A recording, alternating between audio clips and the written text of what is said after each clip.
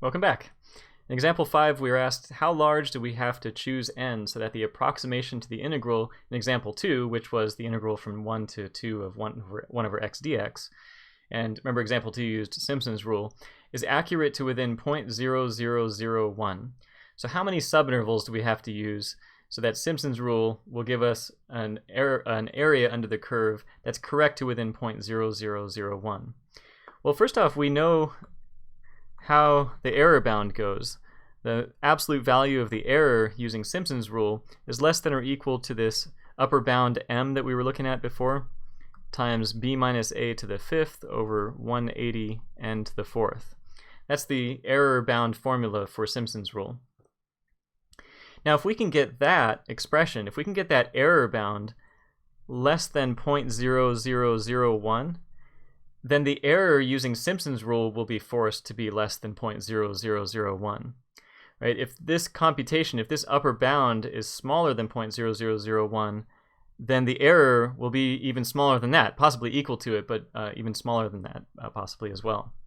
So we'll get an error that's smaller than 0.0001.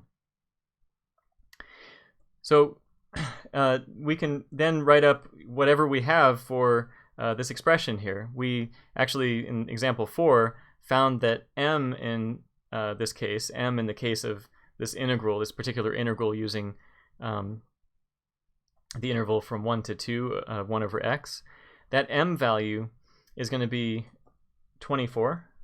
So 24. The interval was from 2 to 1, 1 to 2, so we have 2 minus 1 to the 5th over 180.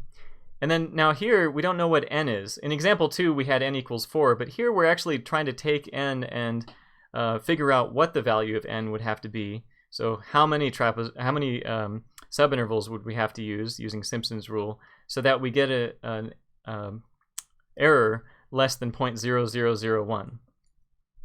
So here, we're going to leave n as some arbitrary number, as a variable, and we're going to try to figure out what n has to equal. Well, we're going to set this whole error bound less than 0.0001, and now we have this inequality that we can solve n for, or solve for n. Right? If we can figure out what n satisfies this inequality, that's going to make this error bound less than 0.0001, which will then give us the accuracy that we want. So all we have to do now at this point is just solve this inequality. Well, we can do that by multiplying both sides by 180 n to the 4th, and we get, well, simplifying on the top here, we have 1 to the 5th, which is 1, times 24, which is 24. And when we multiply the 180 over, we get 0.018 n to the 4th. All right, and then we can divide. So we get n to the 4th. I'm going to switch both sides as well. So the jaws are just following the bigger number, which is the n to the 4th. But I'm also going to divide the 0.018 by both sides. Both sides by 0.018. Then take the 4th root of both sides. I'm leaving this in fractional form because I don't want to write out the decimal. Until the very end, and now we have, this is approximately equal to 6.043 when you calculate that out. So now comes the question, how many subintervals are we going to need so that our approximation is accurate to within 0.0001 when we're using Simpson's rule? Now you might think that the answer would have to be 7 subintervals, because that's the next whole number that n could possibly be.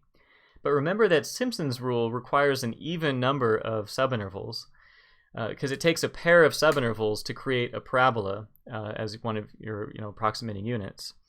So since the subintervals have to come in pairs, you have to have an even number of subintervals. So the next even number that's bigger than 6.043 would be 8. So 8 subintervals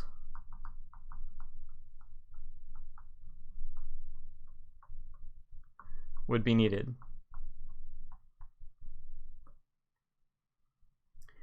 And just so you have it for your notes, the reason we're writing 8 instead of 7 is because n must be even for Simpson's rule.